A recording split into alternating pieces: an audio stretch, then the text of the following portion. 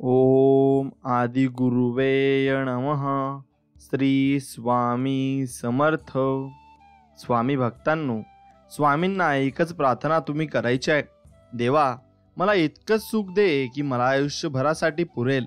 माझी महती इतकीच असू दे की कुणाचं तरी चांगलं नक्कीच होऊ दे, आणि नात्यांमध्ये इतकी आपुलकी असू दे की जी फक्त प्रेमाने निभावली जातील, आणि डोळ्यात इतकी लाज असू दे की थोरा मोठ्यांचा मान नक्कीच राखला जाईल, आणि आयुष्यातील श्वास इतकेच असू देत की कुणाच्या तरी आयुष्याचे भलं नक्कीच मला करता येईल. मग बाकीचे आयुष्य तुझ्याकडेच ठेव, म्हणजे इतरांनाही माझं ओझं होणार नाही आणि कुणालाही मी जड वाटणार नाही. म्हणून हीच प्रार्थना तुम्हाला स्वामींकडे करायची आहे. आणि स्वामी भक्तांनो, स्वामींचे असे संदेश तुम्हाला मिळावे यासाठी नक्कीच आपल्या चॅनलला सबस्क्राईब करा आणि बेल आयकॉन नक्कीच ऑन करा. स्वामी भक्तांनो, माणूस जेव्हा जन्माला येतो तेव्हा त्याला नाव नसतं पण श्वास असतो, आणि ज्यावेळी तो मरतो तेव्हा फक्त नाव असतं पण श्वास नसतो. नाव आणि श्वास यांच्यामधील अंतर म्हणजे आयुष्य होय. आणि म्हणून हे आयुष्य ज्याने बहाल केलंय त्याचे स्मरण तुम्ही करत चला, आणि ते म्हणजे आपले स्वामी महाराज आहेत.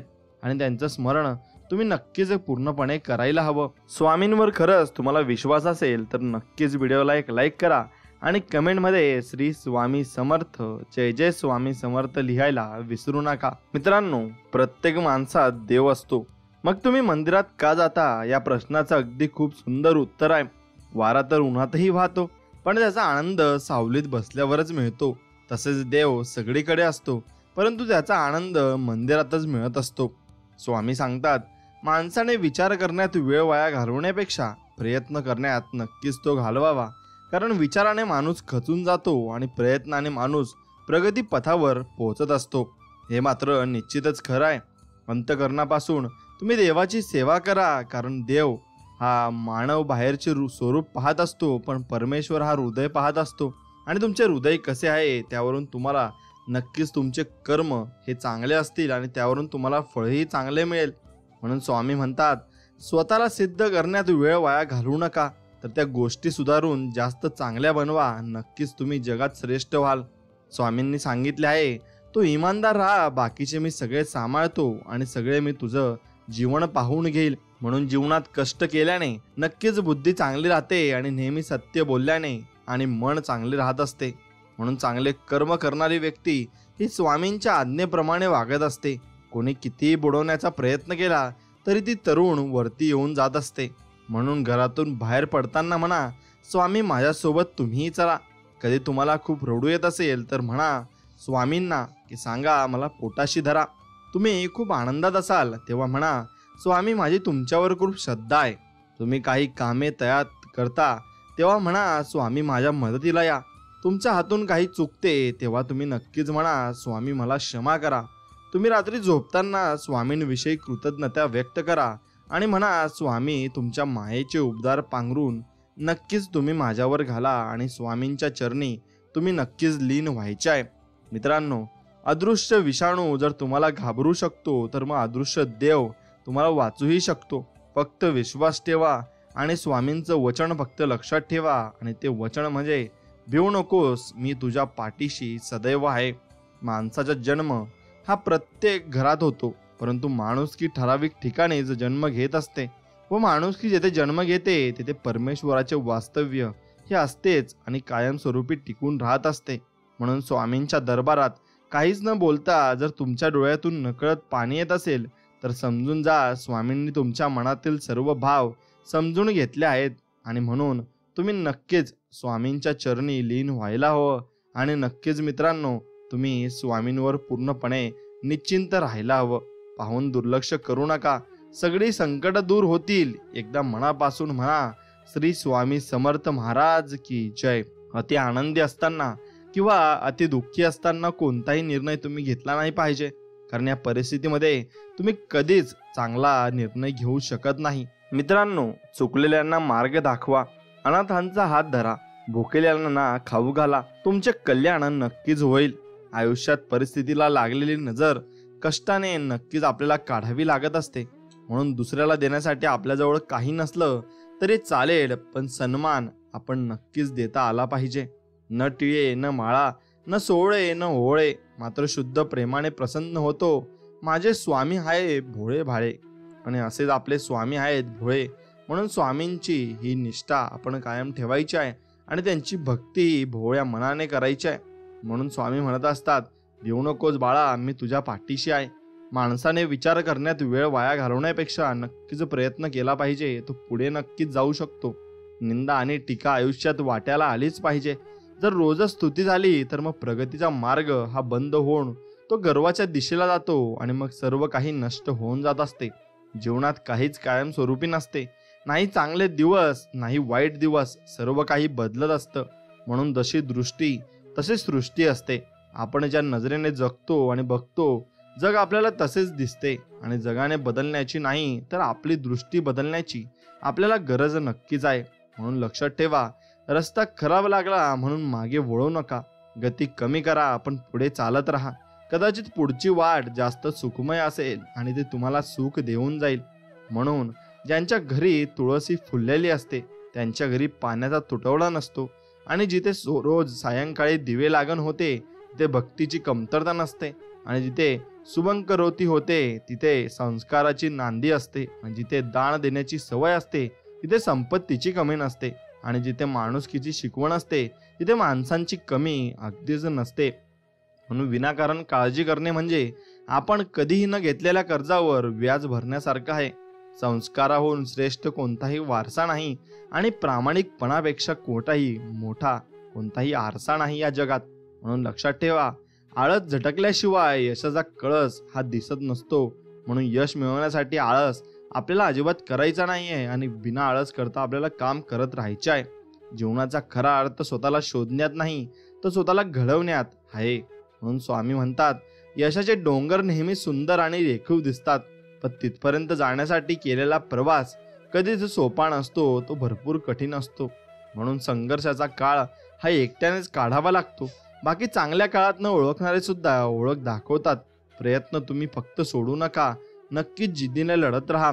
आणि सुरुवात नेहमीच कठीण असते आणि शेवट नेहमीच चांगलाच असतो. म्हणून स्वामी नाम किती गोड, रोज घेता थोडं थोडं, बघा सहज सुटेल तुमच्या जीवनाचं कोड. आणि असंच तुमच्या जीवनाचं कोड हे सुटत जाईल. म्हणून तुम्ही प्रामाणिकपणाने स्वामींची भक्ती करत राहायची आहे. दिवसभरात प्रामाणिक कष्ट आणि रात्री घरच्यांसोबत सुखाचे 2 घास यापेक्षा जास्त श्रीमंत कोणीच असू शकत नाही. लबाडी करणे म्हणजे ती एक आखूड चादर आहे आणि ती तोंडावर ओढली तर पाय हुगडे पडतात आणि पायावर ओढली तर तोंड हुगडे पडते. म्हणून माणसाने आपल्या आचाराशी आणि आपल्या विचाराशी हे प्रामाणिक नक्कीच राहिले पाहिजे. आपण केलेल्या सेवेचे फळ स्वामी महाराज संवाद परत देतात आणि ते करतातही. मग ते स्वतःकडे काही ठेवून घेत नाही, ते सर्व काही आपल्याला देण्यासाठीच बसलेले आहेत. म्हणून त्यांच्यावरची निष्ठा आणि भक्ती कधीच कमी होऊ देऊ नका. स्वामी कृपा कधीही कुठल्याही क्षणी होऊ शकते, फक्त स्वामींच्या भक्तीत तुम्ही राहायला शिका. आपल्या आराध्य देवता आणि शक्तीवर नेहमी निसंकोच भक्ती विश्वास ठेवा. योग्य वेळ आली की ती देवता आणि शक्ती इतकं देते की मागायला आपल्याला काही उरत नाही आणि काही आपण मागूही शकत नाही, एवढंही तुम्ही लक्षात घेतलं पाहिजे. म्हणून तुम्ही चालत राहा आणि जीवनाचं कोडं हे सुटत राहील, कारण स्वामी आपल्या पाठीशी उभे आहेत. तुमचं आणि सुखाचं जन्मजन्मीचं नातं असावं. स्वामी कृपेने दुःख तुमच्या आसपासही न यावं आणि भरपूर काही सुख तुमच्या वाट्याला यावं, हे स्वामींचरणी मी मागू इच्छितो. मन इतकं मोठं असू द्या की कोणीही तुमच्या शेजारी बसू शकेल आणि मान असा मिळवा की तुम्ही उभं राहिल्यावर कोणीही बसू शकणार नाही. म्हणून ठेवा स्वामींवर विश्वास, लागू द्या स्वामी नामाचा ध्यास. स्वामी सदैव राहती आसपास, जन्मोजन्मी लाभेल स्वामींचा सहवास. होण महाराजांचे दास, म्हणावा श्री स्वामी समर्थ मंत्र खास. नक्कीच तुमचं जीवन अगदी फुलून जाईल. म्हणून स्वामी म्हणतात, माणूस त्याच्या विश्वासाप्रमाणे असतो.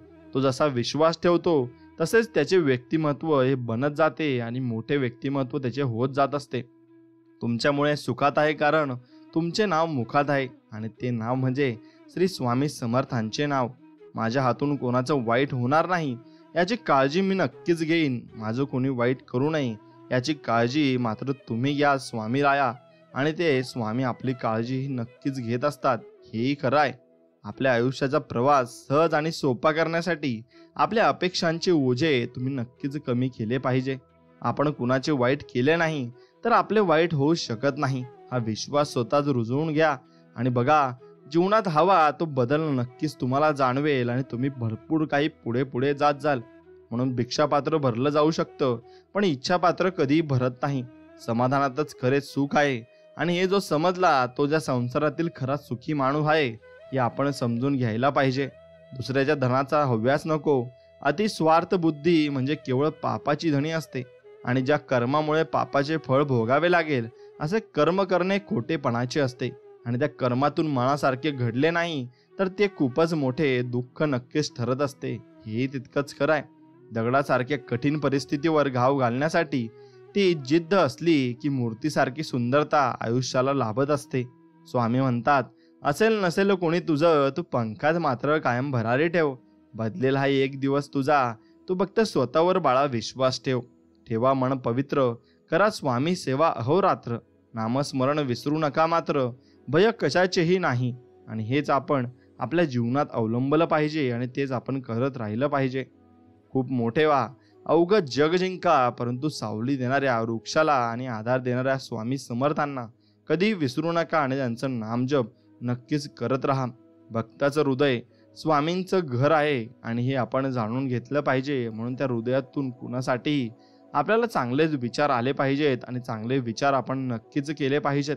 देवाला केलेला नमस्कार पण देव कधी उदार ठेवत नाही आणि तेही देव आपल्याला परत करत असतात. म्हणून आपल्या जीवनातील प्रत्येक संघर्ष हा आपल्याला अधिक बळकट बनवतो. स्वप्ने तेव्हा साकार होतात जेव्हा आपण त्यांच्यावर कठोर परिश्रम करतो आणि आयुष्यातील प्रत्येक अडचण ही आपल्या यशाच्या प्रवासातली एक पायरी आहे आणि आपल्या आयुष्यातील प्रत्येक दिवस हा एक नवी संधी आहे आणि त्याचा सदुपयोग आपण नक्कीच केला पाहिजे. आपल्या स्वप्नांचा मोठ्या आत्मविश्वासाने पाठपुरवठा करा आणि सातत्याने प्रयत्नशील राहा. एक एक क्षणी यश तुम्हाला तुमच्या प्रवासातच भेटेल आणि अगदी आश्चर्यकरित्या ते भेटू शकेल. म्हणून संकट हे पाण्यासारखं असतं, ते तुम्हाला बुडवण्यासाठी नाही तर त्यात कसे पोहायचे आणि ते शिकवण्यासाठी आलेलं असते. म्हणून तुम्ही नक्कीच हार मानायची नाहीये आणि पोहून दाखवायचं आहे. स्वामी आपली कुठल्याही स्वरूपात परीक्षा बघू शकतात. आपल्याला या परीक्षेत पास मात्र नक्कीच व्हायचं आहे आणि आपल्याला जीवनाच्या परीक्षेत सुद्धा स्वामी पास नक्कीच करतील. संयम ठेवला आणि प्रयत्न करीत राहिला तर किती वाईट परिस्थिती असो, मार्ग हा निघतोच आणि आपण पुढे पुढे जात राहतो. कोणतेही कारण असो, रागावू नका, चिडू नका, मोठ्याने बोलू नका. मन शांत ठेवा आणि विचार करा आणि नंतर अंमलबजावणी नक्कीच तुम्ही करायला हवी आणि मग तुम्ही आयुष्यात भरपूर पुढे जाल. स्वामी म्हणतात, जगातील सर्वात भाग्यवान माणूस म्हणजे ज्याच्याकडे अन्नासोबत भूक आहे, अंथरुणासोबत झोप आहे आणि संपत्तीसोबत धर्म सुद्धा आहे आणि ओंजळीतले दुसऱ्याला देण्याची ताकद सुद्धा त्याच्याकडे आहे. तो माणूस सर्वात श्रीमंत असतो, हेही तितकंच खरं आहे. सन्मान प्राप्त झाल्यावर ज्याला गर्व होत नाही, अपमान झाला तरी क्रोधित होत नाही आणि क्रोध उत्पन्न झाला तरी कठोर शब्द उच्चारत नाही. माझ्यासाठी तोच भक्त सर्वश्रेष्ठ आहे असे स्वामी आपल्याला म्हणत असतात आणि स्वामी त्यांनाच, त्या भक्तांनाच स्वामी आधार देतात आणि त्यांनाच आपलं ते मानतात. म्हणून आयुष्याच्या प्रत्येक वळणावर खंबीरपणे पाठीशी उभे असलेले अतिशय सुंदर सोबती म्हणजे आपले स्वामी समर्थ महाराज आहेत आणि त्यांना आपण नमन करून जीवनात आपण पुढचा प्रवास चालू ठेवला पाहिजे. तुमच्या मनात जे चाललंय तेच प्रत्यक्षात येणारच आणि तीच इच्छा तुम्ही नक्कीच बाळगली पाहिजे आणि त्याच्यावर तुमचा विश्वास पूर्णपणे ठाम असायला हवा. नियती कितीही कठोर वागली तरी आपले चांगले कर्म कधीच सोडू नका. शेवटी कर्माचा हिशोब हा नक्कीच होत असतो आणि तो एक दिवशी झाल्यावर तुम्हाला सर्व फळं त्याची प्राप्त होत असतात. मग तुमची कर्म ही चांगली असो किंवा मग वाईट असो, त्याप्रमाणे तुम्हाला फळ ही नक्कीच मिळत असते. सर्वात श्रीमंत ते आहेत जे थोडेसे समाधानी आहेत, कारण समाधान ही निसर्गाची संपत्ती आहे. म्हणून स्वामी नामस्मरण मध्ये खूप शक्ती आहे. तहानलेला याचक जेव्हा स्वामींच्या व्याकुळतेने पाण्याच्या थेंबाची याचना करतो तेव्हा स्वामी पाण्याने तुडुंब भरलेला महासागर देतात. परंतु आपल्या पदरी तितकेच येते जितके आपल्या पात्राचे आकारमान असते. म्हणून आपल्याला आपल्या पात्रावर काम करायचे आहे आणि त्याचे आकारमान वाढवायचे असेल तर त्यासाठी आपल्याला आपली भक्ती आणि श्रद्धेची शक्ती दिलेली आहे, तिचा वापर करायचा आहे. आणि विशेष म्हणजे स्वामी स्वतः ह्यासाठी आपल्याला मदत करतात आणि ते आपल्याकडून ती सेवा नक्कीच करून घेतात. ही लीलाच स्वामींची लीला आहे आणि याच्यावर आपण विश्वास हा नक्कीच ठेवला पाहिजे. स्वामी भक्तांनो, एक गोष्ट लक्षात घ्या, प्रार्थना म्हणजे चांगल्या विचारांचे प्रतीक आहे. त्यातील अर्थाचे चिंतन आणि वर्तन आयुष्याला सातत्याने जोडणे म्हणजे प्रार्थना जगणे. आणि प्रार्थना हे एक मन एकाग्र करण्याचे साधन नक्कीच आहे. म्हणून तुमची कष्टाची मिळकत जर तुमच्या कुटुंबाची गरजा भागवण्या इतकी असेल तर मग स्वतःला श्रीमंत समजा, कारण श्रीमंतीची व्याख्या आजपर्यंत कुणालाच करता आली नाही. म्हणून स्वामी समर्थांच्या कृपेने तुमचा दिवस हा चांगलाच जाईल या आशेने तुम्ही दिवसाची सुरुवात करा आणि बघा, तुम्हाला चांगला दिवस नक्कीच जाईल आणि तुमची सर्व स्वप्नही पूर्ण होतील आणि नक्कीच होतील. म्हणून तुमचे प्रयत्न प्रामाणिक, मार्ग सुयोग्य आणि कर्म स्वच्छ असतील तर तुमचं वाईट कधीही होणार नाही. करून पाहावी प्रार्थना कधीतरी, कोणताच मार्ग नसताना. चिमूटभर मागितलं तर ओंजळभर देईल, काही शिल्लक नसताना. स्वामी बाह्य दिखावटीने प्रयत्न होत नाही तर शुद्ध अनन्य भक्तीने ते प्रसन्न होत असतात. म्हणून स्वामींना प्रसन्न करायचे असेल तर आपण मन अगदी निर्मळ ठेवायला हवं आणि निर्मळ मनाने स्वामींची भक्ती आपण नक्कीच करायला हवी. स्वामींचे नाव दररोज घेत चला. तुमचाही एक दिवस येणार आहे आणि स्वामींवर भक्ती आहे ना, मग स्वामींचीही तुमच्यावर लक्ष आहे. मग लिहिताय ना तुम्ही कमेंटमध्ये श्री स्वामी समर्थ, जय जय स्वामी समर्थ. नक्कीच तुम्हाला आजचा दिवस अगदी गोड आणि चांगला जाओ ही स्वामींचरणी प्रार्थना. जिथे स्वामी पाय तिथे न्यून काय, स्वये भक्त प्रारब्ध घडवी ही माय. आगे विना काळ ही नाणे त्याला, परलोकी ही ना भीती तयाला. असे आहेत आपले स्वामी आणि त्यांचं नाव घेतलं आणि त्यांच्या आज्ञेच्या पुढे कोणतीच आज्ञा नाही हे आपल्याला कळतं.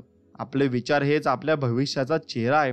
नकारात्मक विचार केला तर प्रत्येक संधीमध्ये आपल्याला अडचणी दिसतात आणि सकारात्मक विचार केला तर प्रत्येक अडचणीमध्ये आपल्याला संधी ही दिसत असते. फक्त ते आपण ओळखायला हवी आणि ते ओळखून पुढे चालायला हवं. म्हणून एक गोष्ट लक्षात घ्या, श्री स्वामी समर्थ नामस्मरण करणे ही सर्वात मोठी सेवा आहे आणि ती तुमच्या हातून नक्कीच घडली पाहिजे. स्वामी सेवा करणे खूप सोपे आहे. खूप जणाला वाटते की स्वामी सेवा करायला खूप अवघड आहे, खूप सारे नियम आहेत. पण खरं सांगू, स्वामी सेवा खूप सोपी आहे. स्वामी म्हणतात तुम्ही तासनतास माझी सेवा करावी असं काहीही नाही. फक्त तुम्ही अंतःकरणातून माझे नामस्मरण करा. नामस्मरण हे सर्वात मोठी सेवा आहे. तुम्हाला शक्य असेल तिथे नामस्मरण करा. तुमचे काम करत करत तुम्ही नामस्मरण करा.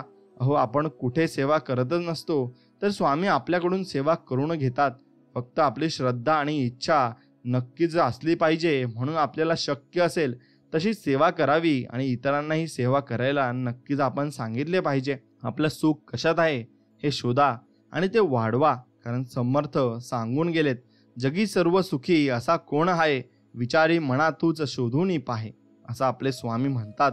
म्हणून सुखी हा मनापासून असला पाहिजे आणि आपण जीवनामध्ये अगदी समाधानी असलो पाहिजे. तरच आपलं आयुष्य अगदी चांगल्या रीतीने घडू शकतं आणि आपण पुढे पुढे जात राहू शकतो. म्हणून देवाला हे कधीच सांगू नका की तुमच्यामध्ये किती श्रद्धा आहे आणि किती भक्ती आहे. देवाला ते चांगल्या प्रकारे माहिती आहे आणि देव वरून बघत सुद्धा आहे. फक्त तुम्ही भक्तीकडे लक्ष द्या आणि ती निर्मळ मनाने फक्त करा. देव नक्कीच प्रसन्न होतील आणि त्यांच्या लीला तुम्हाला नक्कीच दाखवतील.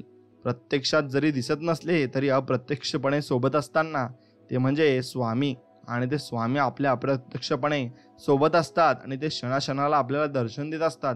फक्त आपण त्यांचे दर्शन मात्र नक्कीच घेतले पाहिजे. जीवनात चांगली वेळ घाम गाळल्याशिवाय कधीच येत नाही. इमानदारीने मेहनत केली की वेळ वाईट कधीच होत नाही आणि होणारही नाही. फक्त इमानदारीने आपण मेहनत करायला हवी. म्हणून माणसाने एकदम सुखाने आयुष्य जगावं. काल आपल्याबरोबर काय घडलं याचा विचार करण्यापेक्षा उद्या आपल्याला काय घडवायचंय याचा विचार करा. कारण आपण फक्त गेलेले दिवस मोजण्यासाठी नाही तर उरलेले दिवस आनंदाने घालवायला जन्माला आलोय आणि ते आपल्याला नक्कीच चांगले दिवस घालवायचे सुद्धा आहेत. म्हणून आयुष्यात किती संघर्ष करावा लागला तरी मागे हटू नका, कारण जो संघर्षातून मार्ग काढतो तोच खरा विजयी माणूस असतो आणि त्याचाच विजय या जगामध्ये सुद्धा होत असतो. म्हणून गुरु असता पाठीशी समर्थ, का चिंता करावी मी व्यर्थ, तोची एक समर्थ श्री स्वामी समर्थ, जय जय स्वामी समर्थ, असं आपण म्हणू शकतो. स्वतःच्या हातून जेव्हा एखाद्या गरजवंताचे काम होते ना, तेव्हा त्याच्या चेहऱ्यावर जे समाधान असते तोच आपल्या जीवनातील सर्वात मोठा सन्मान आणि सत्कार असतो हे आपण ओळखायला शिकले पाहिजे. म्हणून आपण गरजवंताची नक्कीच मदत केली पाहिजे आणि त्याला आपल्याकडून जेवढे होईल तेवढे आपण सक्षम सर्व काही दिले पाहिजे. श्री स्वामी म्हणतात, जोपर्यंत स्वार्थ जळत नाही तोपर्यंत परमार्थ हा नक्कीच आपल्याला कळणारही नाही. म्हणून जेव्हा जेव्हा आठवण येईल तेव्हा तेव्हा नामस्मरण करा. कुठे आहात, कसे आहात याचा अजिबात विचार करू नका. 2 ते 4 वेळा नाम घेऊन विसरलात तरी काही हरकत नाही. पुन्हा जेव्हा आठवण होईल तेव्हा पुन्हा नामस्मरण करा. संख्या महत्वाची नाही तर नाम घेणं हे महत्वाचं आहे. लक्षात घ्या, थेंबे थेंबे तळे साचे म्हणतात ना, तसेच आहे. हळूहळू संख्या वाढत जाईल आणि गरज पडेल तेव्हा हेच नाम तुमच्या उपयोगाला नक्कीच येईल. आणि अगदी मागणी न करता देखील तुमच्या मदतीला स्वामी हजर राहतील.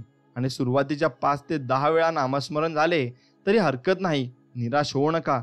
उलट आनंद माना की काही नाही त्यापेक्षा किमान 10 वेळ तरी नाम घेणे झाले. आणि पुढील वेळेत जास्त नाम घेण्याचा निश्चय तुम्ही नक्कीच केला पाहिजे. एक दिवस तुम्हाला सर्व काही मिळेल जे तुमच्या हक्काचे आहे. तोपर्यंत चालत राहा. मार्ग सोपा होणार आहे. फक्त तुम्ही हिंमत हारू नका आणि तुम्ही पुढे पुढे चालत राहा. यशस्वी व्यक्तीकडे 2 गोष्टी असतात. एक म्हणजे सहनशीलता आणि दुसरं म्हणजे हास्य. हास्य त्याचे प्रश्न दिसू देत नाही तर सहनशीलता प्रश्न निर्माणच करत नाही. म्हणून तुम्ही एक गोष्ट करायची आहे. जर तुम्हाला आयुष्यामध्ये खूप संघर्ष करावा लागत असेल तर स्वतःला नशीबवान तुम्ही समजले पाहिजे. कारण तुम्हाला देव ही एक देणगी देतोय आणि ही एक देव संधी देतोय. त्या संधीचं तुम्ही सोनं कसं करायचे हे तुमच्या हातात आहे. म्हणून संघर्ष करण्याची तयारी ठेवा आणि पुढे तुम्ही आयुष्यात नक्कीच जाल. ही संधी देव आपल्याला देत असतो. जीवनात श्री स्वामी समर्थांची सेवा व निश्चित ध्येय असलेला स्वामी भक्त अतिशय कसाही रस्ता असो, खडतळ असो किंवा मग काट्याकुट्यातला असो, तो पार करतोच आणि ती प्रगती तो करून दाखवत असतो. पण ज्याच्याकडे काहीच नाही आणि ज्या रस्त्यात आपल्याला भरपूर काही सरळ मार्ग दिसतील तर त्या रस्त्यावर जाऊन फायदाही नाही आणि तिथे आपला विजय होऊन सुद्धा आपल्याला ते कळणारही नाही. आणि त्याची खरी चव ही आपल्याला नक्कीच कळायला हवी. त्यासाठी रस्ताही खडतड हवा. म्हणून जो श्री स्वामी समर्थ महाराजांच्या चरणी मनापासून शरण जाईल, महाराज त्याचा योग्य क्षेम निश्चित चालवतील व सदैव त्याच्या पाठीशीही नक्कीच राहतील. भक्ती म्हणजे आपल्यातील प्रेमाने दिव्य प्रेमावर केलेले प्रेम आणि जे कर्म ईश्वराच्या प्रेमापोटी केले जातात त्या कर्मांना सेवा असे आपण म्हणत असतो. जो सर्व बघतोय, तुमची प्रार्थना, तुमचा संघर्ष आणि तुमच्या वेदना, तुमचा संयम, तुमचे कर्म आणि ते सर्व तुम्हाला परत मिळणार आहे यातही तितकंच तथ्य आहे आणि हे तितकंच खरं आहे. म्हणून प्रत्येक गोष्टीची वेळ निश्चित आहे, ठिकाण निश्चित आहे. तुम्ही कुठे जात नाही, तुम्हाला नेले जाते. खेळ तुमचाच नसतोच, खेळ त्याचा असतो आणि तो खेळ चालवत असतो. म्हणून स्वामी म्हणतात, मोठेपणा हा वयावर किंवा पैशांवर ठरत नसतो, तो आपल्या विचारांवर अवलंबून असतो. कारण पैसा हा जरी जीवनाचा महत्त्वपूर्ण भाग असला तरी विचार हा माणुसकीचा पाया नक्कीच आहे. आणि अंतःकरणातून देवाची सेवा करा. कारण मानव बाहेरचे स्वरूप पाहतो पण परमेश्वर हा हृदय पाहत असतो आणि त्या तुमच्या हृदयाप्रमाणे तो तुम्हाला फळ देत असतो. म्हणून तुमचं हृदय अगदी निर्मळ तुम्ही ठेवलं पाहिजे. एखाद्याच्या आजारात पैसा, डॉक्टर, औषधे, माणसांची मदत वगैरे सर्व गोष्टी अनुकूल आहेत, पण मग त्यात भगवंताच्या कृपेचा हात नसेल तर सर्व व्यर्थ आहे. याचा उलट भगवंताची कृपा आहे पण इतर गोष्टींचा अभाव आहे तरी काम भागते. म्हणून सर्व बाबतीत भगवंताच्या कृपेची गरज आहे आणि ती मिळवण्याकरता त्याचे स्मरण हाच एक मार्ग आहे. आणि ते स्मरण तुम्ही जीवनात नक्कीच केले पाहिजे. म्हणून जेव्हा ईश्वराने मनुष्याची निर्मिती केली ना, तेव्हा त्याने मनुष्याला 3 पाने दिलीत. पहिल्या पानावर जन्म लिहिले, तिसऱ्या पानावर मृत्यू लिहिले, पण दुसरे पान मात्र त्याने तसेच ठेवले आणि कोरेच ठेवले. त्यावर काय लिहायचे हे मनुष्यावर सोडले. मनुष्य जसे कर्म करतो तसे त्या पानावर लिहिले जाते आणि तसे ते पान भरत जाते. पण या दुसऱ्या पानालाच जीवन असेही म्हणतात. म्हणून कर्म हे जगासमोर किती चांगलेपणाचा देखावा केला ना तरी कर्म हे कर्मच असतात. ते आज ना उद्या आपल्याला नक्कीच भोगावे लागत असतात. म्हणून दृढ ठेविला चरणी माथा, रक्षावे मजसी समर्था, कृपा कटाक्षे दीनानाथा, दासाकडे पहावे. असे आपण स्वामींकडे प्रार्थना नक्कीच करायला हवी आणि ती प्रार्थना स्वामी ऐकतील सुद्धा. मित्रांनो, वेळ आयुष्यात प्रत्येक गोष्ट घडायची एक असते. मग देवावर आणि स्वतःवर विश्वास ठेवून एक एक पाऊल पुढे टाकत चला. आयुष्य तुमचं सुंदर आणि अगदी छान होऊन जाईल. म्हणून स्वामींवर फक्त विश्वास ठेवायला चला. इमानदारी आणि मेहनत कधीच वाया जात नाही. त्याचे फळ उशिरा का होईना पण आपल्याला जरूर मिळत असते. आपण केलेल्या सेवेचे फळ स्वामी महाराज व्याज परत करतात आणि ते नक्कीच करतात, याच्यावर तुम्ही विश्वास ठेवायला हवा. गुरु शिष्य हे नाते जन्मोजन्मीचे नाते आहे. नियोजित ठिकाणी नियोजित वेळी गुरु शिष्य ही भेट होतेच. फक्त ते आपल्याला कळत नाही आणि स्वामी तुम्हाला दर्शन देतात, फक्त ते तुम्हाला कळत नाही आणि ते तुम्ही ओळखायला शिकले पाहिजे. प्रसंग कोणताही असो, सुखाचा असो किंवा दुःखाचा, कोणत्याही प्रसंगी स्वामींच्या सेवेला सोडू नका. भलेही सेवा केल्याने तुमचे लगेचच चांगले होणार नाही, पण मग एक गोष्ट लक्षात ठेवा, हे खरं आहे की किमान तुमचे वाईट सुद्धा कधीच स्वामी महाराज होऊ देणार नाही. काही गोष्टी जेव्हा आपल्या हातात नसतात तेव्हा त्या नशिबावर नाही तर आपल्या स्वामींवर सोडून द्या. एक वेळ नशीब साथ सोडेल, पण स्वामी नाही. म्हणून स्वामींवर विश्वास ठेवला की तुम्हाला कशाची कमी देखील पडणार नाही आणि कशाची कमी राहणारही नाही. म्हणून फक्त त्यांच्यावर विश्वास ठेवून चला. भरपूर काही मार्ग तुम्हाला भेटतील आणि भरपूर काही गोष्टी तुम्ही साध्य कराल. कोणाला भीती आहे की देव सगळं बघतोय आणि कोणाला भरोसा आहे की देव सगळं बघतोय. फक्त बघण्याचा आपला दृष्टिकोन वेगवेगळा आहे आणि त्या दृष्टिकोनानुसार आपल्याला फळंही तशीच भेटत जात असतात. म्हणून परमेश्वराची किमया पहा. सृष्टी निर्माण करणारा स्वतः मात्र अदृश्य आहे. जग पाहण्यासाठी आपल्याला दृष्टी दिली, पण त्याला पाहण्यासाठी आपल्याला डोळे बंद करावे लागतात आणि हीच परमेश्वराची लीला आहे. जेव्हा जेव्हा आपण स्वामी किंवा आपल्या इष्ट देवताचे नामस्मरण करतो तेव्हा ती शक्ती कोणत्या ना कोणत्या रूपात उभी राहून आपल्या अडचणी सोडवण्यासाठी धावून येतेच आणि ती धावून येते. मग आपण ती संधी सोडू नये आणि त्या संधीवर आपण त्या संधीचं सोनं नक्कीच केलं पाहिजे. डोळ्यांना न दिसणारा व्हायरस तुम्हाला मारू शकतो ना, मग डोळ्यांना दिसणारे स्वामी सुद्धा तुमची मदत नक्कीच करू शकतात. म्हणून स्वामींवर विश्वास ठेवायला आत्तापासून सुरुवात करा. एक शब्द आहे नशीब, त्याची लढून बघा आणि हरला नाहीत तर सांगा. पण एक शब्द आहे स्वामी, आतुरतेने बोलून बघा आणि निस्वार्थ मनाने नक्कीच तुम्ही प्रार्थना करा. मनासारखं नाही झालं तर नक्कीच मला सांगा. मनाप्रमाणे घडत नाही म्हणून चिंता नसावी. म्हणून भिवू नकोस, मी तुझ्या पाठीशी उभा आहे. हा अभय मंत्र आपल्याला स्वामींनी दिलाय. जीवनाच्या बँकेत पुण्याचा बॅलन्स पुरेसा असेल ना, तर सुखाचा चेक कधीच बाउन्स होणार नाही आणि सुखाचा चेक तुम्हाला नक्कीच मिळत राहील आणि तो तुमच्या दाराशी येऊन उभा नक्कीच राहील. हे ईश्वरा, सर्वांना चांगली बुद्धी दे, आरोग्य दे, सर्वांना सुखात आनंदात ऐश्वर्यात ठेव, सर्वांचं भलं कर, कल्याण कर, रक्षण कर आणि तुझे गोड नाम मुखात अखंड असू दे. एवढीच प्रार्थना आम्ही स्वामी समर्थांच्या चरणी करू इच्छितो. तुम्ही स्वतःला जितकं सुखी समजाल तितकंच सुखी तुम्ही राहाल. आपल्याविषयी वाईट बोलणारे बरेच लोक असतात, पण त्यांच्याकडे लक्ष द्याल तर मग विखुरले जाल. मन शांत ठेवून पुढे जाल तर हे नेहमी यशस्वी व्हाल आणि जीवनामध्ये भरपूर काही तुम्ही मिळवू शकाल. मित्रांनो, तुमच्या चरणी मस्तक ठेविले, मिळाली सुखाची सावली, असे आपण स्वामींकडे बोलले पाहिजे. स्वामी महाराज तुम्हीच आहेत आमची गुरु माऊली आणि आमची माऊली. म्हणून स्वामी महाराज म्हणतात, सुंदर चेहरा म्हातारा होत असतो, बलाढ्य शरीर सुद्धा एक दिवस गळून पडत असतं, पण पद सुद्धा एक दिवस निघून जातं. परंतु एक चांगला माणूस नेहमी शेवटपर्यंत चांगला असतो. फक्त त्याने जीवनामध्ये येऊन चांगली कर्म नक्कीच केली पाहिजे. ज्या प्रकारे आभाळातून पडणारं पाणी कुठल्या तरी रस्त्याने समुद्रापर्यंत पोहोचून जाते, त्याचप्रमाणे निस्वार्थ भावाने केलेली सेवा आणि प्रार्थना कुठल्या ना कुठल्या मार्गाने श्री स्वामी समर्थांपर्यंत नक्कीच पोहोचून जात असते. स्वामी सेवेचे फूल हे नेहमी विश्वासाच्या वेलीवर फुलवायचं असतं. उपासनेने पाणी देऊन त्याला वाढवायचं असतं. नामस्मरण खत घालून ते उमलायचं असतं आणि दास्य भक्तीच्या भावनेने ते टिकवायचं असतं. ते फूल चांगल्या निस्वार्थी, निष्काम व परमार्थाचं प्रतीक असतं. म्हणूनच तर त्याला जीवापाड आपण जपायचं असतं आणि जपून ठेवायचं असतं. नेहमी देवावर विश्वास ठेवा, कारण अजूनही काही प्रश्न आहेत ज्याची उत्तरे ही गुगलवर सापडत नाही आणि ते आपल्याला मिळणार देखील नाही. म्हणून जो मनाने आणि विचाराने प्रेमळ आणि प्रामाणिक असतो त्याला कोणी कितीही फसवले तरी स्वामी त्यांची साथ ही कधीच सोडत नाही आणि त्याला स्वामी शेवटपर्यंत साथ देत असतात. म्हणून तो व्यक्ती कसाही असो, फक्त त्याचा स्वामीवर निस्वार्थ मनाने भक्तिभाव हवा व त्याची श्रद्धा हवी. म्हणून कोण म्हणतं स्वामी दिसत नाहीत? अहो, स्वामी तर दिसतात जेव्हा कोणीच दिसत नाहीत आणि तेव्हा आपल्याला स्वामी सर्व काही आपण स्वामींकडे मागत असतो आणि स्वामी आपल्याला देतही असतात. कारण स्वामी आपल्याला भरपूर प्रेम करतात आणि भरपूर प्रेमाने स्वामी आपल्या जवळ देखील राहतात. फक्त आपल्याला नामस्मरणाची गरज तेवढी आहे. कुणाला व्यर्थ शिणवावे, कुणाला व्यर्थ हिनवावे, सत्य बोलावे, सत्य वागावे, स्वामी भक्तीत मन रमवावे, नक्कीच तुमचं जीवन सफल होऊन जाईल. जर महाराज माऊली प्रतीक्षा करायला लावत असतील तर नक्कीच तुमच्या अपेक्षेपेक्षा खूप मोठे सुख तुमच्या ओंजळीत टाकत असतात. योग्य वेळ आली की कळतेच, आपल्याला फक्त त्याच्यावर अखंड विश्वास असायला हवा, एवढीच गोष्ट असते. आणि तीच गोष्ट आपल्याला करायची आहे आणि विश्वास ठेवून चालायचा आहे. दिवस प्रत्येकाचे बदलत असतात, फक्त सहनशक्ती ठेवावी लागते. आजची परिस्थिती उद्या राहणार नाही, हे तितकंच सत्य आहे. म्हणून त्याचप्रमाणे आपल्याला देवाकडे मागून आणि देवावर भक्ती ठेवून पुढे चालत राहायचे आहे.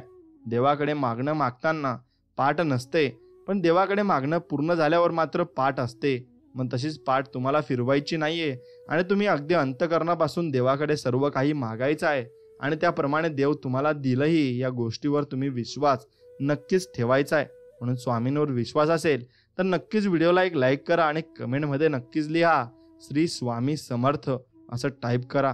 मित्रांनो, लक्षात ठेवा, तुम्ही कुठलीच गोष्ट चांगली किंवा वाईट नसते हे आयुष्यात नक्कीच अनुभवलं असेल. मग कुठलीच गोष्ट चांगली किंवा वाईट नसते, परंतु विचारकृतीमुळे तिला तसं रूप मिळत असतं. मग तुमची विचार करण्याची क्षमता आणि तुम्ही विचार कसा करता हा तुमचा दृष्टिकोन ठरवत असतो. म्हणून हा दृष्टिकोन लक्षात घेण्यासाठी एक उदाहरण पहा. पियानोवर 88 कीज असतात. मग आपण पियानोकडे पाहतो तेव्हा कुठल्याही कारणाशिवाय एखाद्या विशिष्ट कीकडे बोट दाखवून ती चुकीची आहे असं आपण म्हणत नाही. पण एखादी व्यक्ती एखादं विशिष्ट गाणं वाजवत असेल की त्या गाण्याचा नसलेला स्वर तिने वाजवला तर त्या विशिष्ट कीला आपण चुकीची वाईट म्हणत असतो.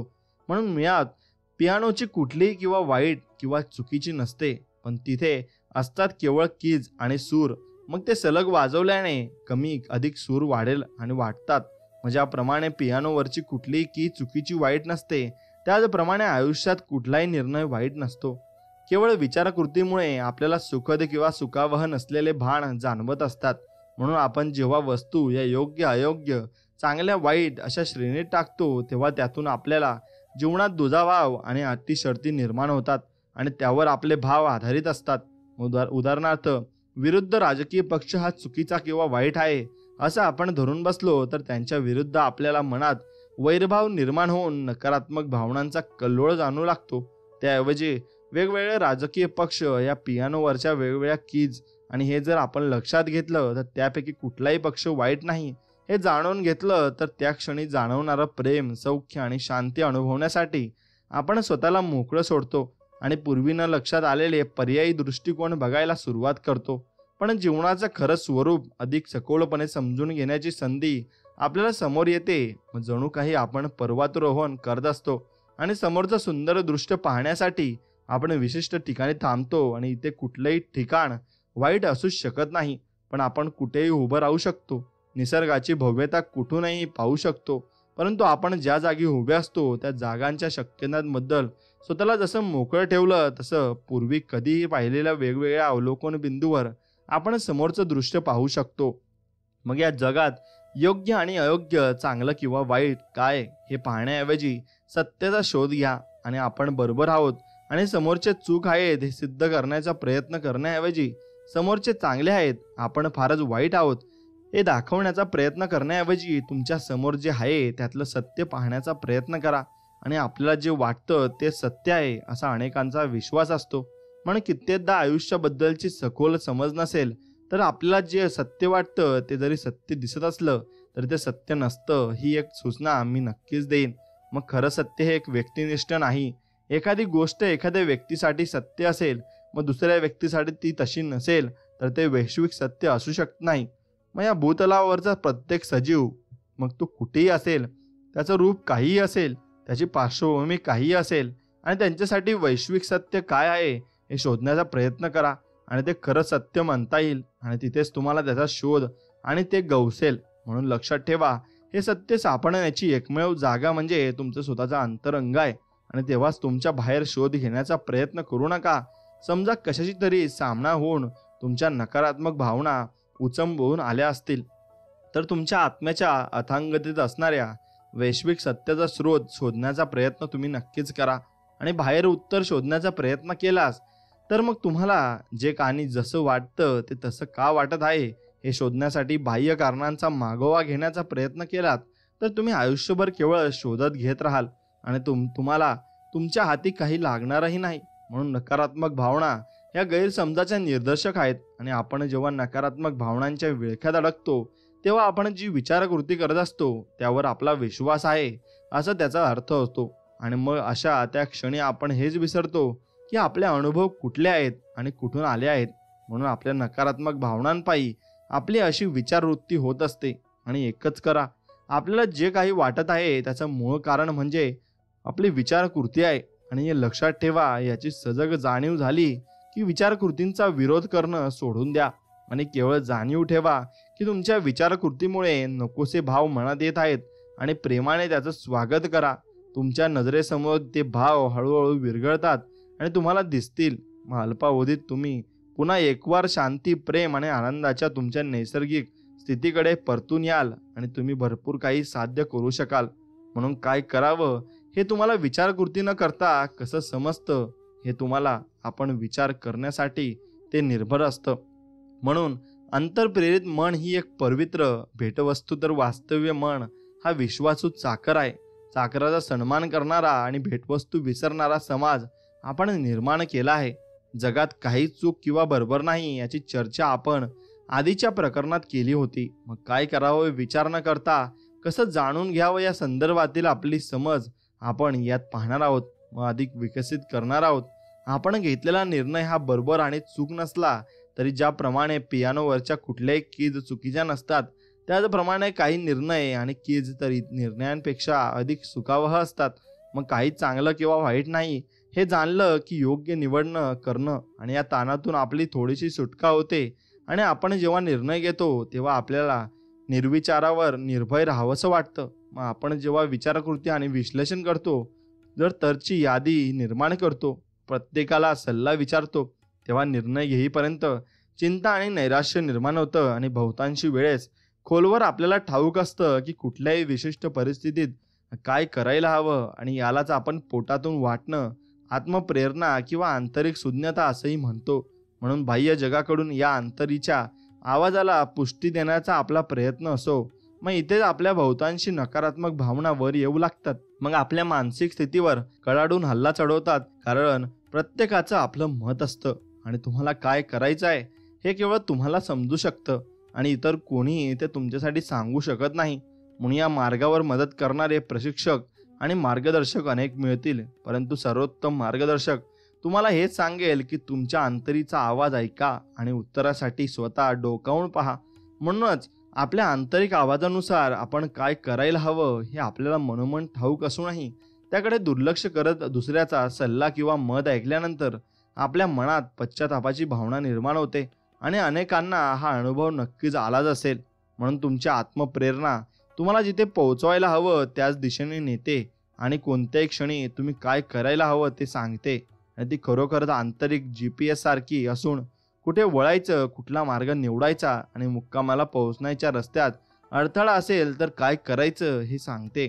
म्हणून आपला आंतरिक GPS आपल्याला जिथे जायचं आहे नेमकं तिथेच पोहोचवेल आणि खात्री आहे. परंतु तिथवर पोहोचण्यासाठी ते आपल्या कोणत्या मार्गावर नेईल, कशी नेईल याची मात्र खात्री नसते. मग गंतव्यस्थानी पोहोचण्याच्या प्रवासात अगणित परिस्थिती उद्भवू शकतात, तरी सुद्धा तुमचा GPS तुम्हाला तिथवर नेईल आणि याची खात्री तुम्ही बाळगली पाहिजे. म्हणून महत्त्वाची सूचना आहे, आपली अंतःप्रेरणा जोवर मुख्य प्रवाह होत नाही तोवर समाज तिला कधीही मान्यता देणार नाही. याचं कारणास्तव तुम्हाला तुमच्यासाठी जे काही सत्य असल्याचं तुम्हाला ज्ञात असतं, मग त्याला पुष्टी मिळवण्यासाठी तुम्ही जर बाहेर बघण्याचा प्रयत्न केलात तर बहुतांशी वेळेस तुम्ही झिडकारले जाल आणि पुढची पावलं कोणती उचलायची याबद्दल तुम्हाला वेगवेगळी मतं ऐकावी लागतील. कारण उत्तरकर्ता बाहेर शोध घेणं टाळा आणि आपली अंतःप्रेरणा आतून वाटणं आणि आंतरिक शून्यता आणि विश्व ईश्वर यांचा मागोवा घ्या. असं कराल तेव्हा अनपेक्षित किंवा स्वप्नातही न पाहिलेले आश्चर्य घडून यायला सुरुवात होईल. आणि हे करण्यासाठी श्रद्धा आणि धैर्य ज्यांच्यात आहे त्यांना ते शोधत असलेला खरा आनंद, शांती आणि प्रेम गवसेल आणि आयुष्यातला चमत्काराचा आनंदही तुम्हाला घेता येईल. मग विचार न करता काय करावं हे आपल्याला कसं समजेल याकडे तुम्ही लक्ष दिलं पाहिजे.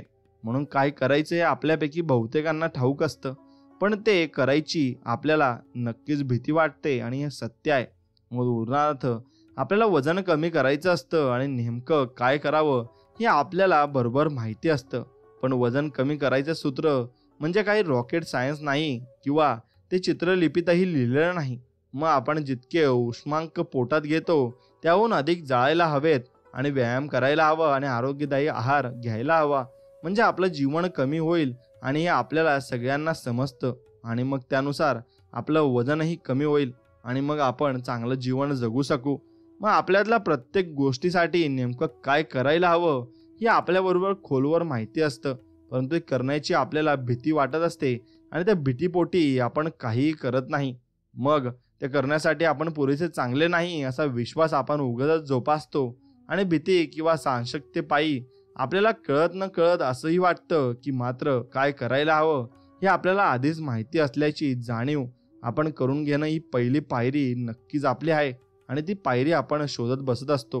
मित्रांनो, एक गोष्ट लक्षात घ्या, त्या परिस्थितीबद्दल तुमच्या मनात भीती किंवा साशंकता नसेल तरी सुद्धा पुढे काय करावं हे तुम्हाला माहिती नसेल तर स्वतःच्या आंतरिक शुद्धतेवर आणि बुद्धित्मावर विश्वास तुम्ही नक्कीच ठेवायला हवा आणि तो विश्वासच तुम्हाला पुढे घेऊन जातो आणि त्याची दुसरी पायरी तो दाखवून देत असतो.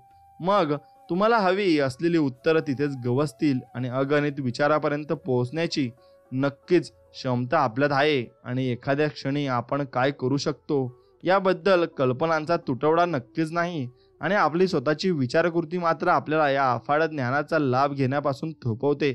आणि हेनरी फोर्ड यांनी एकदा म्हटलं होतं की मी करू शकतो किंवा करू शकत नाही असं तुम्हाला जे वाटेल ते बरोबर असतं.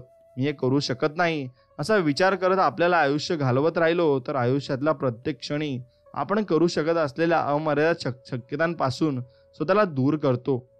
परंतु मनातला ब्रेक सोडला तर आपली विचारकृतीच आपल्याला मागे ओढते. हे लक्षात घेतलं तर मुबलकता आणि अमर्यादित शक्यतेच्या आपल्या नैसर्गिक स्थितीकडे आपण स्वाभाविकता परत येतो आणि त्या क्षणी आपल्याला काय करायला हवं हे उत्तर जाणून घेण्याची जी गरज असते त्या संदर्भात खरोखरच आपल्याला उत्तर मिळतं. आणि थोडक्यात, तुम्ही जे आधीपासून जाणता ते नक्कीच तुम्ही जाणा आणि तुम्ही जर ते जाणत नसाल तर मग तुम्ही हे जाणणं गरजेचं आहे आणि तुम्ही जाणू शकता आणि हे तुम्ही जाणून घेतलंच पाहिजे. तुम्ही कधीही जाणून घेऊ शकता हे जर जाणत असाल तर मग तुमच्याकडे येईलच आणि तुम्ही हे जाणून घेणं गरजेचं आहे. आणि स्वतःच्या अंतःप्रेरणेवर आणि आंतरिक शुद्धतेवर तुम्ही विश्वास नक्कीच ठेवायला शिकले पाहिजे. जोवर तुमची त्यावर अबाधित श्रद्धा आहे तोवर ती अंतःप्रेरणा आणि शुद्धता तिथेच तुमच्यासाठी सदैव तत्पर राहील. हेही तितकंच खरं आहे. म्हणून आपल्या अंतःप्रेरणेचा मागोवा कसा घ्यावा हे तुम्हाला शिकून घ्यावं लागेल. आपलं मन आणि आत्मप्रेरणा जे सांगते त्याचा मागोसा घेण्याचं धाडस दाखवा. तुम्हाला खरोखरच काय व्हायचं आहे हे त्यांना कसं कोण जाणे पण आधीपासूनच ठाऊक आहे आणि बाकी सर्व दुय्यम आहे. म्हणून असं लक्षात तुम्ही ठेवलं पाहिजे, या जगात तरुण जायचं असेल तर मग विचारकृती करण्याची गरज नाही. जी विचारकृती सतत सुरू आहे ती काढून टाकणं हा तरण्याचा मार्ग आहे. आणि हे आपण मागच्या प्रकरणात पाहिलं होतं. प्रवाही अवस्था ही शुद्ध एकत्वाची अवस्था आहे आणि ती असून आपल्याला भोवतालच्या प्रत्येक गोष्टीची त्यातून आपण जोडले जातो. आणि या स्थितीत आपण असतानाही कुठलीही विलगताच नसल्याने आपण असंही म्हणू शकतो की ते आपण ईश्वराशी, विश्वाशी आणि अनंत बुद्धिमत्तेशी संलग्न आणि थेट जोडलेले असतो.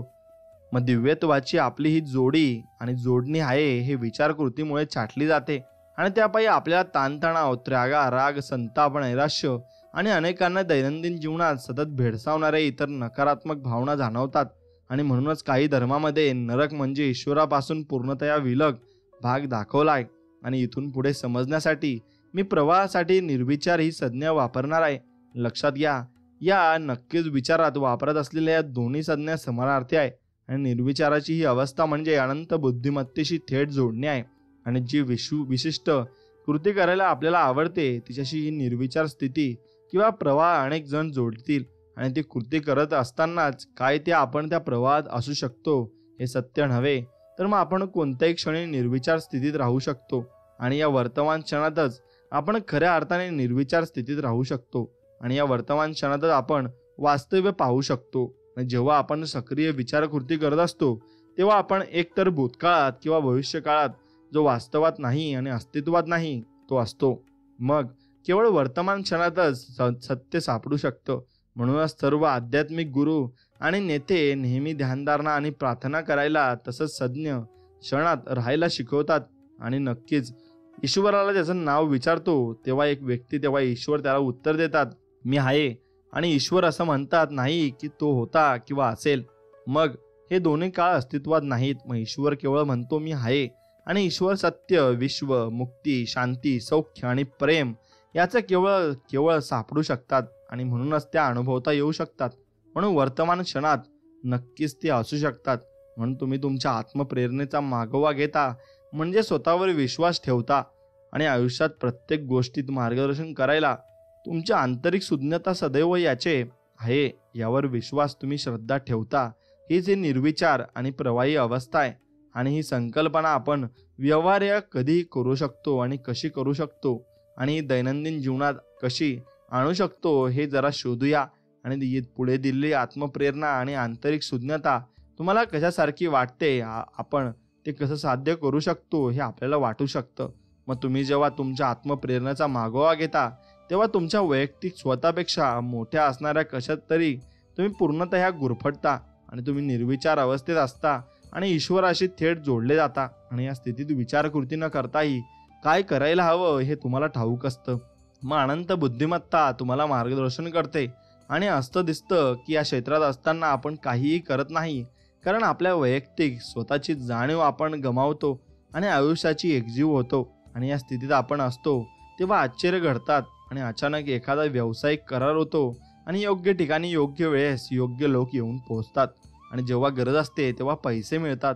आणि मग जे सहसंबंध आपण शोधत असतो ते उत्सुकपूर्वक आपल्या समोर येऊन उभे राखतात आणि आयुष्य जादुई वाटू लागतं.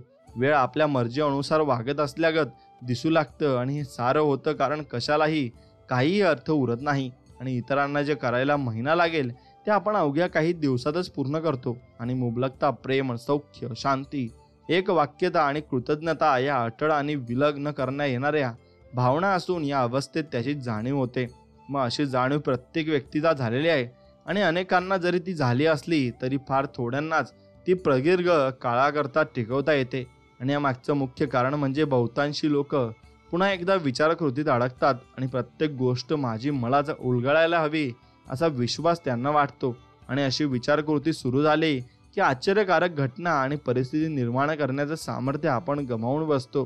साऱ्याचा अर्थ लावायची गरज नाही, मग कशाचीही अर्थ लावण्याची गरज नाही हे सत्य आहे. आपल्या मर्यादित मनांना संपूर्ण जगांचा उलगडा आपल्या इच्छेनुरूप कसा होणार, त्याचं प्रगटीकरण आपण आपल्याला हवं तसं कसं करू शकणार. आणि ईश्वरापेक्षा आपल्याला अधिक माहिती आहे अशी विचारकृती मनात येताच खऱ्या समस्या सुरू होतात. आणि ईश्वरापेक्षा अधिक माहिती करून घेण्याची गरज आपल्याला नाही आणि आपल्याला तशी विचारकृती करण्याची देखील गरज नाही. केवळ आपल्या आत्मप्रेरणेवर तुम्ही विश्वास ठेवायला हवा आणि त्यांची आंतरिक श्रद्धा आपल्याला सर्वोत्तम मार्ग नक्कीच दाखवेल. आणि यावर आपली श्रद्धा ठेवावी.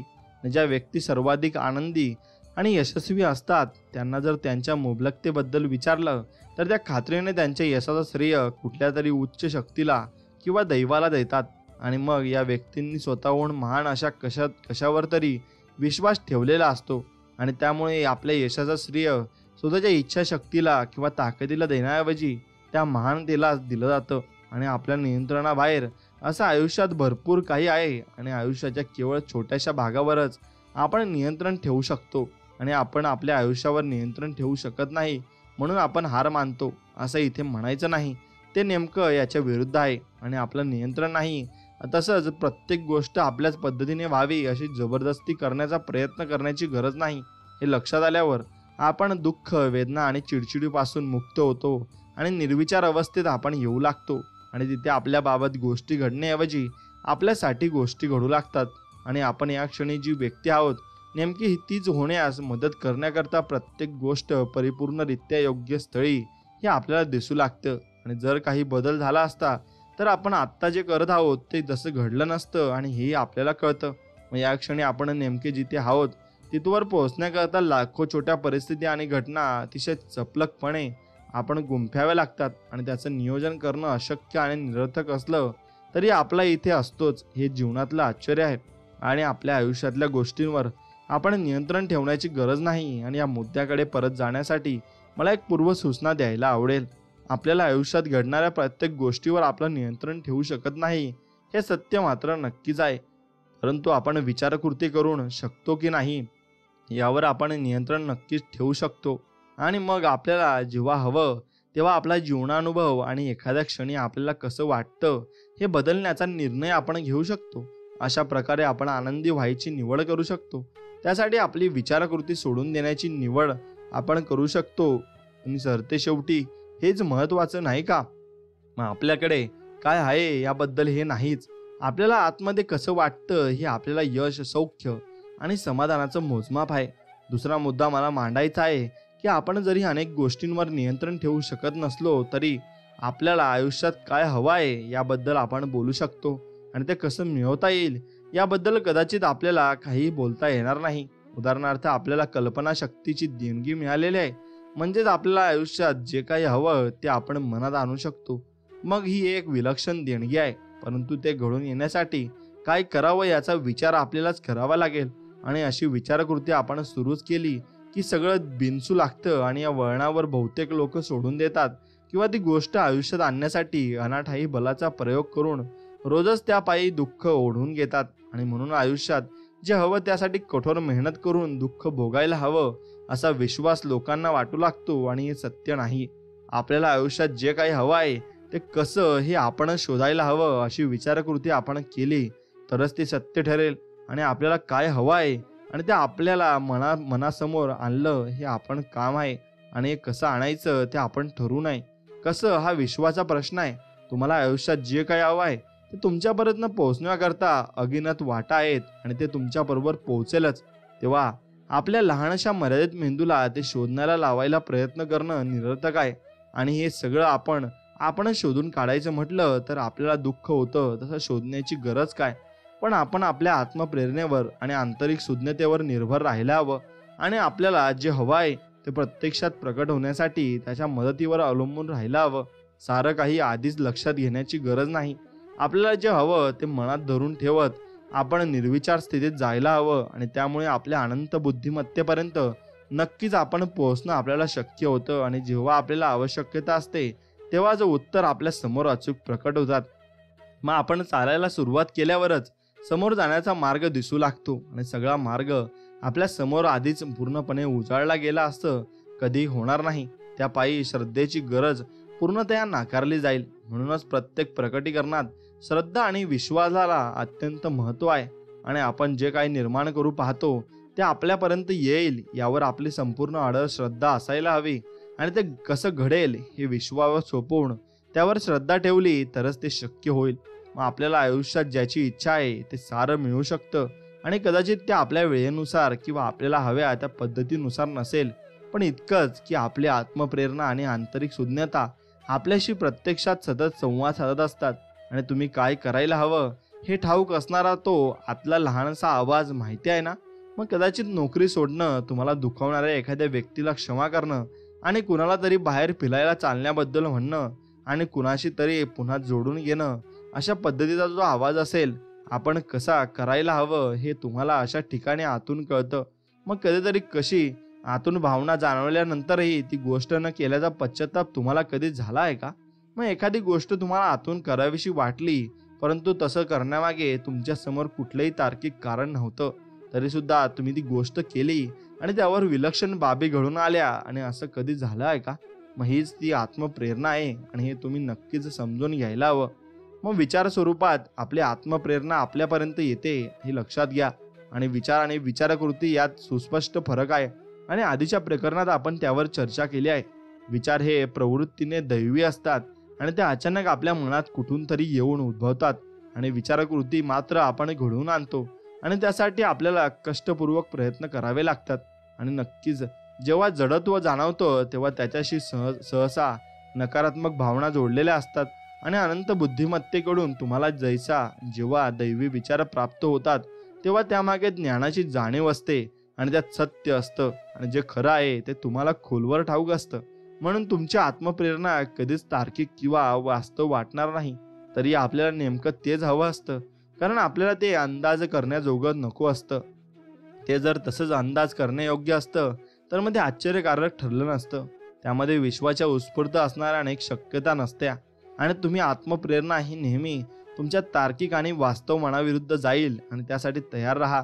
आणि ती तुमच्या कानात कुजबुजेल की एखाद्या व्यक्तीला कॉफीच्या दुकानात घेऊन जा आणि त्यातून मस्त मैत्री निर्माण होईल. आणि एखाद्या मित्राला पटकन फोन कर आणि त्याच्या कठीण काळात त्याला कशाची गरज आहे का विचार, असेही ती कानात कुजबुजेल. आणि पटकन पुढे होत आपल्या दिव्य जीवनाच्या भेटीचा स्वीकार करायला ती तुम्हाला सांगेल. आणि जे सत्य आहे तुम्हाला गवसलं आहे ते साऱ्यांसमोर वाटून घ्यायला ती तुम्हाला सुचवेल.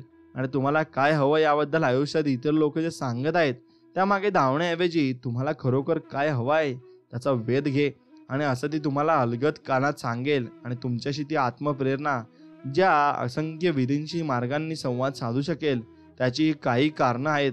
आणि तुम्ही जर तिचं ऐकलं तर मी ती नेहमीच आश्चर्य घडून आणतील. आणि मग तुम्हाला कल्पने पलीकडची मुबलकता प्राप्त नक्कीच होईल. काय करायला हवं हे आत्मप्रेरणेला ठाऊक असताना तिच्या म्हणण्यानुसार वागण्याने मुबलकता निर्माण होते. आणि हे माहीत असताना अधिकाधिक लोक आपल्या आत्मप्रेरणेचं का ऐकत नाही, कारण भीती. आपल्या आत्मप्रेरणेचं ऐकणं हे भीतीदायक किंवा अचानक भयानक असू शकतं. कारण आपल्या आत्मप्रेरणा अज्ञात जागी वास्तव्य करते. आणि दुसऱ्या शब्दात सांगायचं तर आपल्या आत्मप्रेरणा आध्यात्मिक असून अनंत शक्त्यांच्या क्षेत्रात ती कार्य करत असते. मुळात हे क्षेत्र अज्ञात आहे. माणूस म्हणून आपण अज्ञाताला नेहमी घाबरतो, कारण तिथे नेमकं काय घडेल याचा अंदाज आपल्याला वर्तवता येत नाही. आपण जेव्हा अज्ञातात पाऊल ठेवतो तेव्हा आयुष्य आपल्यासमोर कोणत्या अमर्यादित शक्यता आणू शकतं याचा अनुभव आपल्याला येऊ लागतो. आणि म्हणूनच आत्मप्रेरणेवर विश्वास ठेवला की आश्चर्य आणि जादुई गोष्टी घडून नक्कीच लागतात. आणि मग आपण खरोखरच शुद्ध शक्यतेच्या क्षेत्रात पाऊल ठेवतो. आणि याच कारणासाठी आपल्याला कशाचं प्रकटीकरण करायचं आहे एवढं माहीत असलं की पुरे ते कसं करावं हे ठाऊक असण्याची गरज नाही. म्हणून चमत्कारांच्या अवकाशात प्रवेश करण्याचा एकमेव मार्ग म्हणजे निर्विचार स्थिती आहे. आणि आपण विचारकृती केली तर आपल्या त्या अवकाशातून आपण ताबडतोब बाहेर फेकले जातो. आणि तिथून आपला प्रवेश चिंता, खिन्नता आणि दुःखाच्या क्षेत्रात होतो. भूतकाळाच्या आधारे पुढे काय होणार याचं भाकीत वर्तवण्याचा प्रयत्न आपली विचारकृती करू लागते. आणि म्हणूनच आयुष्यभर जे प्राप्त होत आहे तेच अनेकांना पुन्हा पुन्हा मिळत राहतं. आणि आपलं मर्यादित वैयक्तिक मन वापरून अधिक कधीच न अनुभवलेलं काहीतरी निर्माण करण्याचा प्रयत्न लोक करतात. आणि त्यांच्या लक्षात येत नाही की निर्विचार स्थितीत प्रवेश करत आंतरिक प्रेरणेचं म्हणणं ऐकत त्यांनी अज्ञातात पाऊल ठेवायलाच हवं. आणि आपण जे आजवर कधीच अनुभवलं नाही आणि ते अनुभवण्यासाठी आपल्याला अमर्यादित शक्यतेच्या क्षेत्राचं पाऊल ठेवावं लागेल, तरच आपल्या तशी स्थिती निर्माण करू शकू. आणि हे घडून आणायचं असेल तर मग तिथे जिथे आपण आजवर कधी गेलोच नाही तिथे जावं लागेल. आणि ते स्थान अज्ञात असतं. आणि थोडक्यात वर्तमान क्षणात तुम्ही काय करायला हवं हे तुमच्या अंतप्रेरणेला ठाऊक असतं. निर्विचार अवस्थेत शिरूनच आपल्याला तिथवर पोहोचता येतं. आणि तुमचं वैयक्तिक मन तुम्हाला भेदरावून टाकेल, कारण तुम्ही अमर्यादित शक्यतांच्या क्षेत्रात पाऊल ठेवत आहात. आणि केवळ विचारकृतीमुळे आपल्याला भीती वाटते हे लक्षात ठेवलं तर मग ती भीतीदायक विचारसरणी कोलमडून पडेल. आणि आत्मप्रेरणेनुसार काय करायचं धैर्य, स्वाभाविकता वर येईल. आणि या क्षणामध्ये तुमच्या आंतरिक शुद्धतेवर आणि ईश्वर यावर विश्वास असायला हवा.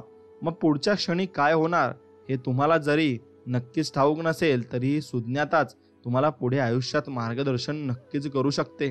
म्हणून मात्र हे एक साहस असून त्यात सौख्य आहे. आणि आयुष्यात तुम्हाला जे हवं आहे ते तुमच्याकडे अज्ञात नसेल तर त्याचं प्रकटीकरण करण्यासाठी अज्ञात हाच एकमेव मार्ग आहे.